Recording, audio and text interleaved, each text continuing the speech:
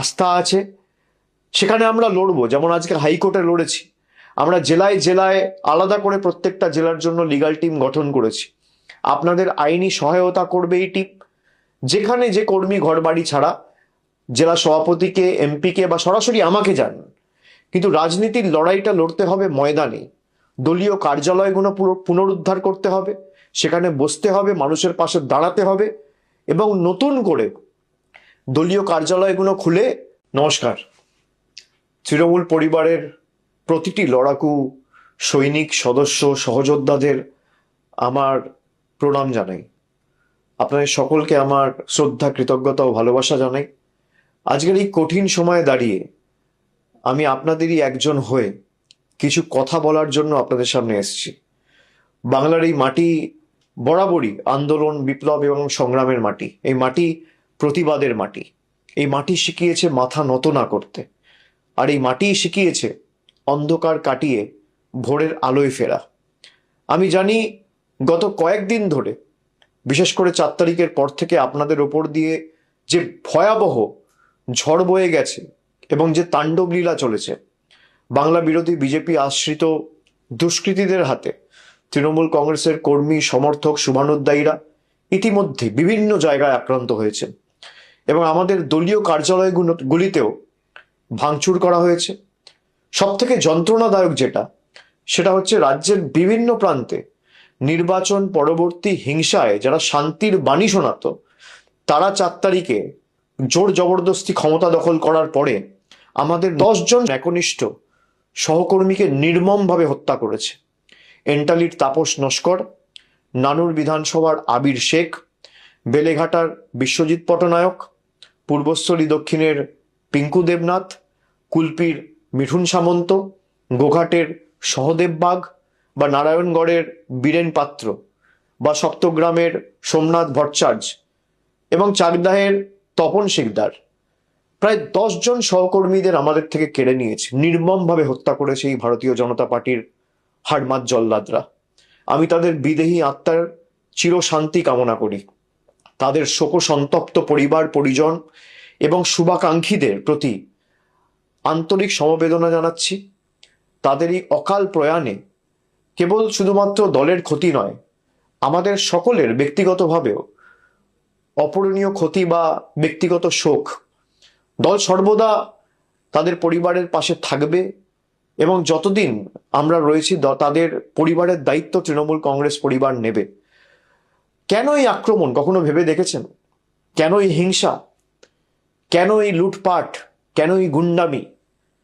কেন এই ভাঙচুর? তার কারণ বিজেপি খুব ভালো করে জানে বাংলার মানুষের এবং আপনাদের শক্তি কতটা। যারা কাপুরুষের মতো অন্ধকারে হামলা চালায়, তারা আসলে আপনাদের সাহসের মোকাবিলা করতে ভয় পায়। তার কারণ তারা জানে যে তারা লুটপাট করে ক্ষমতায় এসছে। জয় বা পরাজয় সমাজের যে কোনো বা রাজনীতির যে কোনো রাজ্য রাজনীতির অঙ্গ বা দেশের রাজনীতির অঙ্গ। কিন্তু জয়ী হওয়ার পর প্রতিহিংসা পরায়ণ হয়ে ওঠা আসলে চারিত্রিক দুর্বলতা নয় কি? আমি মনে করি এটা তাদের চারিত্রিক দুর্বলতার বহিঃপ্রকাশ। এই যে 10 জন প্রাণ হারালেন, তাদের রক্ত বৃথা যেতে দেওয়া যাবে না। তাদের আত্মত্যাগ আমাদের পিছু হাঁটার কারণ হতে পারে না, বরং তাদের দেখা স্বপ্নগুলি পূরণ করাই হবে আমাদের অন্যতম দায়িত্ব এবং আগামী দিনের শপথ।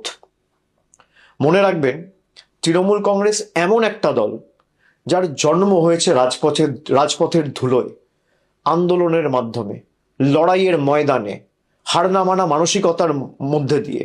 মনে পড়ে সিঙ্গুর নন্দীগ্রামের সেই দিনগুলি যখন চারিদিকে ছিল শুধু বারুদের গন্ধ আর সিপিএম এর হাড়মাত বাহিনীর লাঠির আস্ফালন? তখন কি আমরা কেউ মাথা নত করেছিলাম?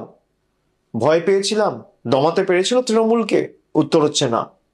আমরা সেদিনে বুক চিতিয়ে দাঁড়িয়েছিলাম বলেই আজকে বাংলার মানুষ আমাদের সুযোগ দিয়েছিল 2011 সালে এবং আমরা বাংলার মানুষের হৃদয়ে জায়গা করে নিয়েছিলাম। আজকের ওই প্রতিকূল পরিস্থিতিতে অন্য কিছু নয় বা নতুন কিছু নয়, এ হলো এক অগ্নি পরীক্ষা। সোনা যেমন আগুনে পুড়ে খাঁটি হয়, আমাদের সংগঠনকেও, তৃণমূলের সর্বস্তরের সৈনিকদেরকেও এই অগ্নি পরীক্ষার মধ্যে দিয়ে আরো শক্তিশালী হয়ে উঠতে হবে। আপনারা সকলে জানেন 2014 লোকসভা নির্বাচনে আমরা 34টি আসন পেয়েছিলাম। পরবর্তীকালে 19-এর নির্বাচনে লোকসভার ভোটে আমাদের ফলাফল প্রত্যাশিত না হলেও আমরা 22টি আসনে জয়যুক্ত হয়েছিলাম। তারপরের যে নির্বাচন 2024 সালে, সেখানে আমরা প্রায় 29টি আসন পেয়েছিলাম। দলের কাজ এবং আপনাদের পরিশ্রমে পুনরায় আমরা হারা আসনগুলো পুনরুদ্ধার করতে পেরেছি। 2021 সালে পশ্চিমবঙ্গ বিধানসভা নির্বাচনে আমরা প্রায় 215টি আসনে জয়যুক্ত করে হয়েছিলাম বা জয়লাভ করেছিলাম। মানুষ গণতান্ত্রিক রায় দিয়ে তৃণমূল কংগ্রেসের প্রার্থীদের সর্বত্র জিতিয়েছিল। এবং আমি বিশ্বাস করি যেভাবে এই লুট করা দেখেছি, এই নির্বাচনে বিজেপি কাউন্টিংয়ের দিনে যেভাবে লুট হয়েছে, আমরা বিশ্বাস করি যে এই রায় মানুষের রায় হতে পারে না। মানুষ আমাদের যা রায় দেবে আমরা মাথা পেতে নেব, আমাদের কোনো অসুবিধা নেই। সে 80 হতে পারে, সে 8 হতে পারে, সে 10 হতে পারে, সে 50 হতে পারে, সে 100 হতে পারে, সে 200 হতে পারে। কিন্তু 100-র বেশি আসনে কাউন্টিংয়ের দিন যেভাবে একতরফা লুট করেছে কেন্দ্রীয় বাহিনীকে ব্যবহার করে, আমরা নিশ্চিতভাবে আগামী দিন বিচার ব্যবস্থার কাছে বিচার চাইব। আমরা ইতিমধ্যে দাবি করেছি কাউন্টিং সেন্টারগুলোর ফুটেজ রিলিজ করা হোক। বিভিন্ন জায়গায় আমাদের কাছে কাউন্টিংয়ের দিন যত কন্টেস্টিং ক্যান্ডিডেট রয়েছে তারা আমাকে যখন ফোনে জানাচ্ছিল যেই ভোটে ইভিএম হয়েছে আর কাউন্টিং টেবিলে যে ইভিএম আনা হয়েছে, দুটো সিরিয়াল নাম্বার ম্যাচ করছে না। যখন রিটার্নিং অফিসারকে বলা হচ্ছে, রিটার্নিং অফিসারের কাছে কোনো উত্তর নেই, তখন কেন্দ্রীয় বাহিনীকে ডেকে তৃণমূলের এজেন্টদের মেরে বের করে দেওয়া হচ্ছে।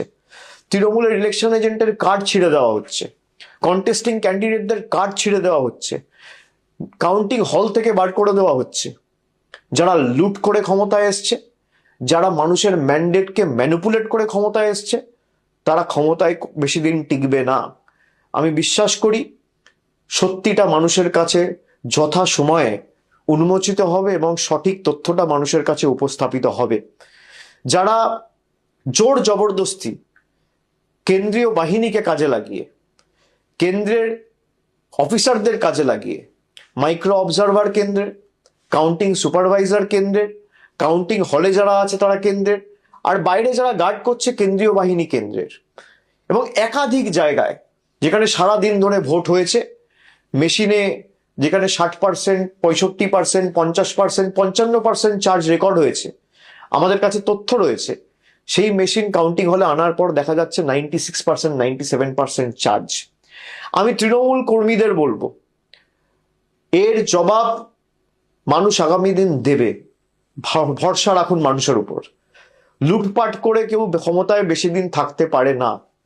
যারা রাষ্ট্রশক্তিকে ব্যবহার করে, পুরো দেশের এজেন্সিদের ব্যবহার করে বাংলায় লুট চালিয়েছে, যেদিনকে কেন্দ্র সরকার ক্ষমতা থেকে যাবে বা যেদিনকে এদের লোকসভা ভোটে পরাজয় হবে, সেদিনকে বাংলার গদিটাও মানুষের রায়ে, মানুষের পাশে দাঁড়িয়ে আমাদের কর্মসূচি হাতে নিতে হবে।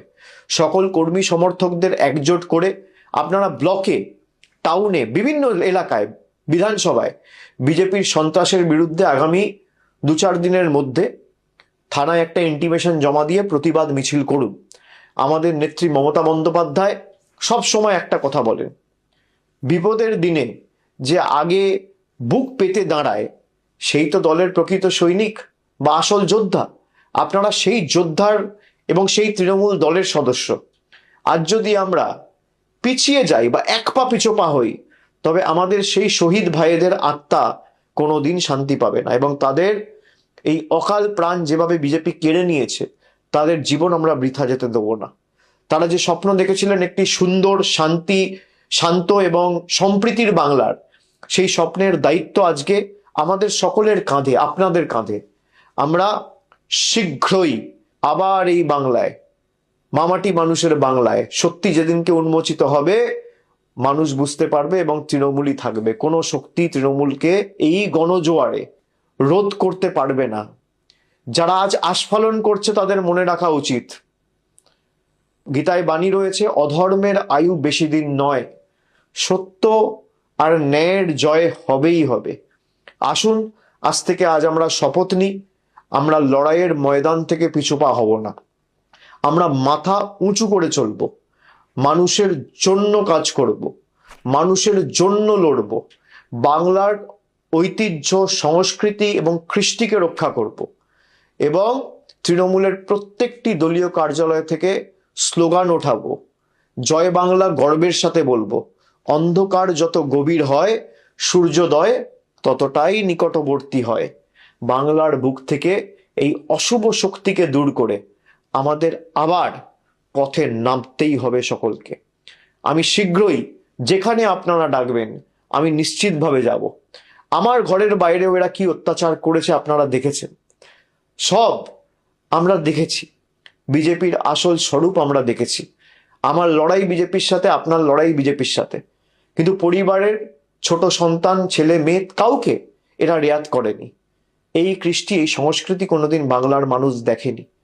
আমি বিচার এবং এর সদুত্তর বিশ্বাস করি মানুষ দেবে, তাই আমি সবকিছু মানুষের উপর ছেড়ে দিচ্ছি। মনে রাখবেন, আমরা সেই দলের কর্মী যারা মৃত্যুকে চোখের সামনে দেখেও কোনোদিন পিছু পা হতে শেখেনি। এই সাময়িক বাধা আমাদের অগ্রযাত্রাকে বা আমাদের লড়াইয়ের মানসিকতাকে স্তব্ধ করতে পারবে না। আপনারা ঐক্যবদ্ধ হয়ে এগিয়ে চলুন, লড়াইয়ে থাকুন। মাঠ আবার আমাদের হবে, মানুষের হৃদয় আমরাই জয় করব। শুভ দিন বাংলায় আসবেই। শুধু ধৈর্যের সঙ্গে আমাদের সকলকে এই লড়াইটা জারি রাখতে হবে।